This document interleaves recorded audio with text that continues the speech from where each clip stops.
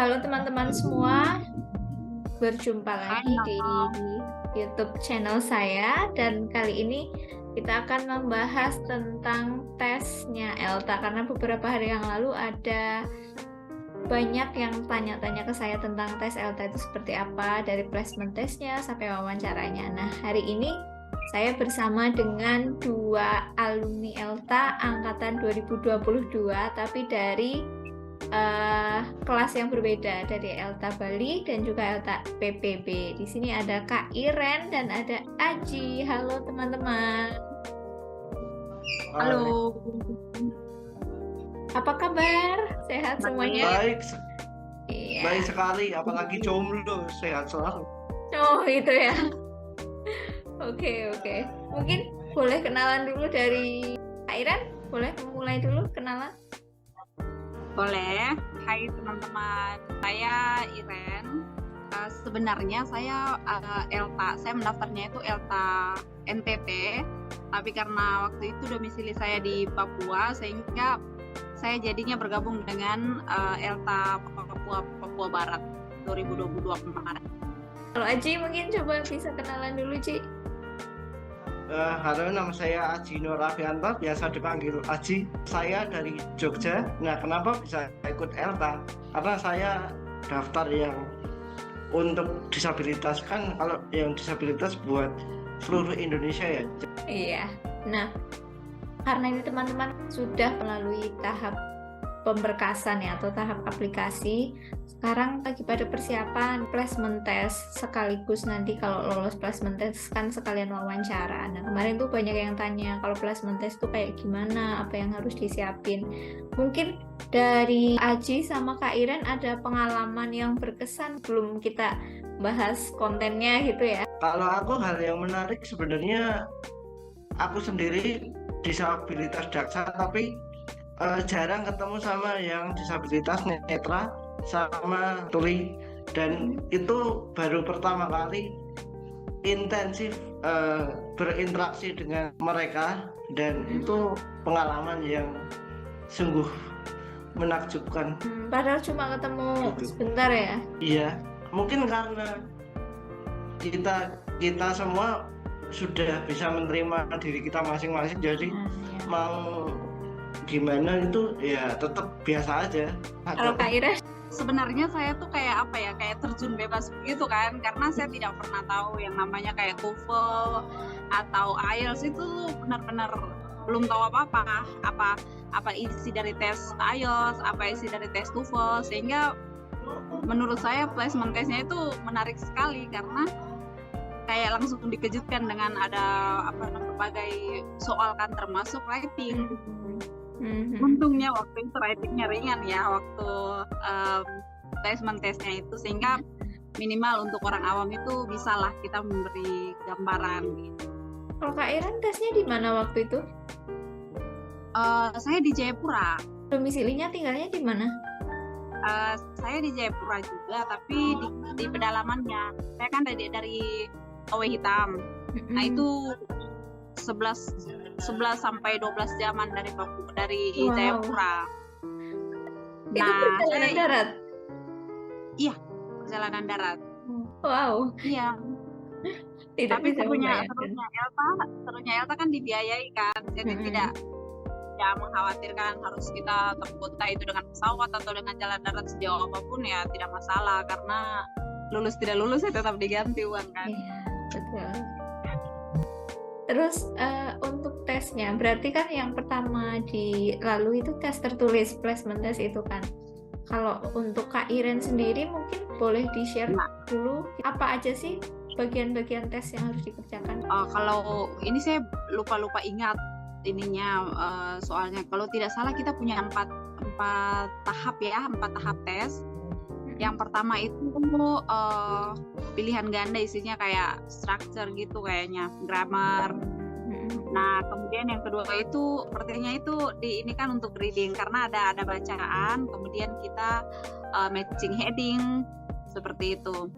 Kemudian writing, cuman writing tahap 2. Kemudian yang terakhir itu ada tes semacam modelnya kayak psikotes dalam bahasa Indonesia, sepertinya untuk mengetahui kemampuan akademik peserta ya.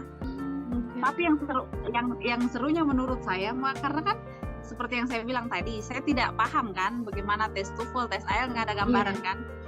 Jadi itu kita benar-benar harus saya waktu itu saya modalkan apa ya, kayak nalarnya kita tuh harus cepat tangkap begitu. Ini cara jawabnya tuh bagaimana?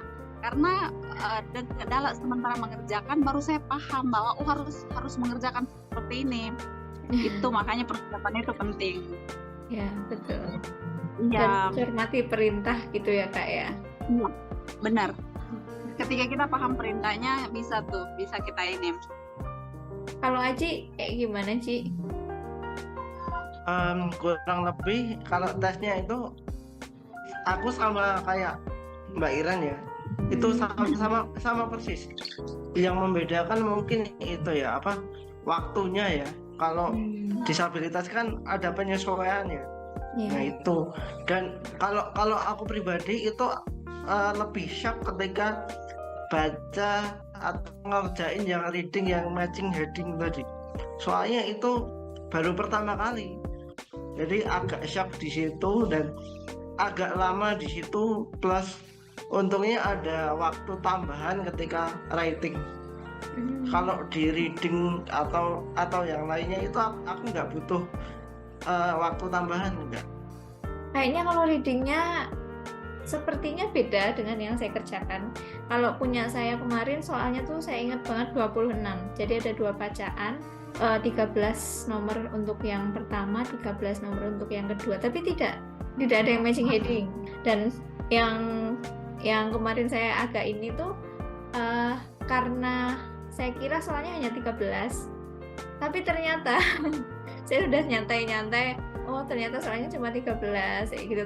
Ternyata pas habis nomor 13 terus turun masih ada soal lagi. Jadi terus yang bagian keduanya ya agak-agak kurang maksimal kayak gitu. Terus kalau dari placement test nih, kan kemarin tuh sempat ada kekhawatiran nih dari teman-teman yang sempat nanya ke saya itu, apakah kalau nilainya itu nanti hasilnya bagus dan bisa dibilang setara dengan TOEFL 500 atau sekarang 495 ya, TOEFL 495 itu langsung gugur atau gimana itu?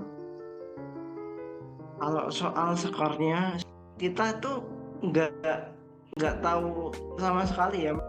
Kita pun dikasih tahu hasilnya kan ketika hari wawancara kan, besok harinya kan. Iya. Dan itu pun bukan skor ya bentuknya ya. Jadi keterangan under qualify, pass atau over qualify. Nah, mungkin dari pihak ELTA-nya yang menilai, istilahnya kalau misalnya yang pas, yang dapat keterangan pas, berarti ya sudah dia memenuhi syarat untuk ELTA. Berarti istilahnya tuh menurut saya teman-teman patokan saja kalau misalnya kita masuk, berarti kan kita kisaran 4,5 ya. Untuk standar IELTS-nya kayak begini. Tetapi untuk harus berapa nomor yang harus dijawab, kemudian soalnya kita tidak disampaikan kan scoringnya tuh seperti apa. Di Papua Barat juga kan kita punya beberapa orang yang guru bahasa Inggris kan. Di kelas itu kan kita memang beliau-beliau itu kan guru bahasa Inggris. Saya sempat tanya, emang kalian sengaja salah-salahin supaya sengaja masuk atau bagaimana begitu kan? Tapi katanya tidak tuh. Jadi saya pikir mungkin ada pertimbangan lagi juga ketika sudah wawancara atau segala macam. Mungkin ada kriteria yang kayaknya walaupun sudah ini tapi memang bagus untuk dibina di ELTA atau gimana gitu. Mungkin ada pertimbangan lain seperti itu. Ya, betul sekali.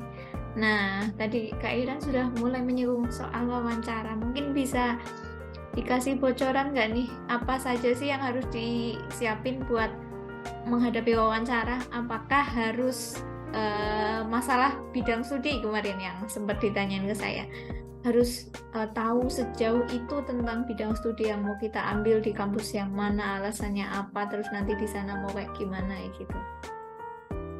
Oke, kalau masalah soal wawancara, soal apakah yang ditanyakan soal bidang studi, iya. Tapi apakah harus tahu sedalam itu? Enggak juga, yang penting kita tahu apa yang mau kita lakukan dari rencana kita. Minimal dari rencana kita dulu. Karena kita nggak tahu kenyataannya di sana itu gimana. Jadi yang penting logika rencana itu tetap masuk. Jadi apakah menurut takaran pemikiran kita itu masuk apa enggak, apakah itu mampu untuk kita lakukan apa enggak, dan itu menjawab pertanyaan apa enggak.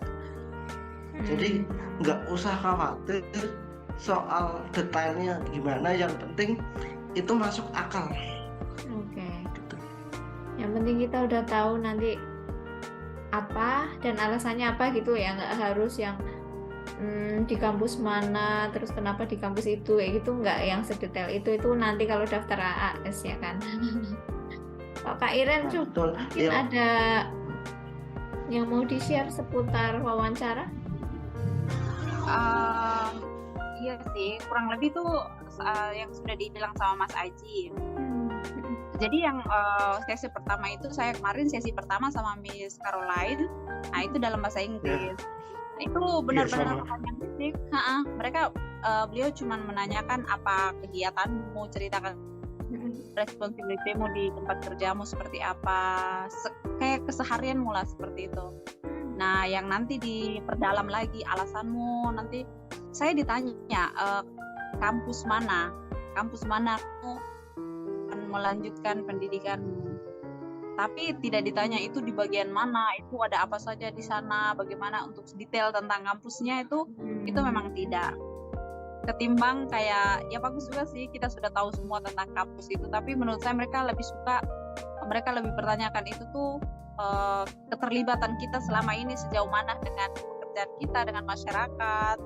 Kemudian istilahnya habis itu setelah kita setelah kita dengan adanya ELTA ini, kontribusimu habis itu tuh kena tidak sama, istilahnya tuh sejalan tidak dengan pekerjaan sekarang. Seperti itu. Iya, sama sih. Menurutku kita ini saja sih, yang penting itu kita jujur. Kalau dari awal kita tidak jujur, kita akan kececer. Tapi kalau misalnya kita jujur apa adanya, apa yang kita lakukan keseharian, itu saya pikir itu wawancara ternyamannya saya juga salah satunya sih. Karena kita tidak dibikin seperti aura ruangannya tuh tidak dibikin kita merasa kayak tegang, sangat nyaman menurut saya cara mereka bertanya, arah-arah pertanyaannya. Mungkin dari teman-teman sebelum ditutup ada tips atau pesan-pesan yang ingin disampaikan? Kalau tips itu sebenarnya benar kata Mbak Iren tadi, jujur dan jangan tegang. Intinya relax aja, jangan tegang. Tegang itu wajar, tapi kalau nurutin tegangnya itu bakalan hancur semua. Karena kita mendadak akan blank. Iya. Betul. Itu sih. Kalau Kak Iren? Kalau saya persiapan diri itu lebih penting. Istilahnya tuh kamu kalau untuk wawancara cukup kenali diri kita masing-masing, ya kan? Ketika kita tahu istilahnya kelebihan kita apa, kekurangan kita apa, kemudian apa saja tanggung jawab kita di tempat kerja, kemudian keseharian kita. Istilahnya kalau kita kenal kebiasaan kita apa, kita tahu kepribadian kita, diri kita bakal mudah saja menjawab pertanyaan itu. Dan yang tadi saya bilang, jangan sekali-sekali bohong, karena sekali kita itu kadang pertanyaan berikutnya itu berdasarkan jawaban kita sebelumnya. Jadi kalau satu kali kita bohong, nah bakal ketahuan, bakal kita bingung sendiri jadinya. Saya pikir orang-orang ELTA mereka tidak perlu istilahnya cari yang perfect, yang bagaimana banyak sekali kegiatan sosialmu atau banyak sekali kegiatan habis kerjamu seperti itu, tapi dari kualitas dirimu, karena mereka pasti mendesain pertanyaan-pertanyaan itu untuk menjawab itu, mengetahui kemampuan akademis kita, mengetahui kepribadian kita, mengetahui istilahnya tuh bertahan tidak kita belajar dalam tekanan gitu kan. karena kan intensif sekali kan 3 bulan. Nah itu mereka cari taunya tuh itu mental kita nih, mental kita tuh kuat atau tidak. Jadi saya pikir yang perlu dipersiapkan tuh itu. Ketika kita kenal diri kita tuh aman lah, bakal segala pertanyaan tuh bisa disapu bersih. Nah, mantap. Mungkin itu dulu ya teman-teman. Terima kasih untuk Aci dan Kak Iren atas waktunya, atas sharingnya. Semoga bisa menjawab pertanyaan teman-teman yang lagi mempersiapkan untuk placement test dan wawancara. Semoga kalian semua nanti lancar, dan Kak Iren dan Aci juga semoga lancar pendaftaran beasiswanya. Amin. Semoga diberikan hasil yang Amin. terbaik. Amin. Amin, amin. Oke juga ya. Amin. Amin. Nanti semoga bisa ketemu lagi tahun ini. Amin. Amin. Amin. Amin. Amin. Mungkin itu dulu teman-teman. Sekian untuk video kali ini, dan sampai jumpa di video-video berikutnya.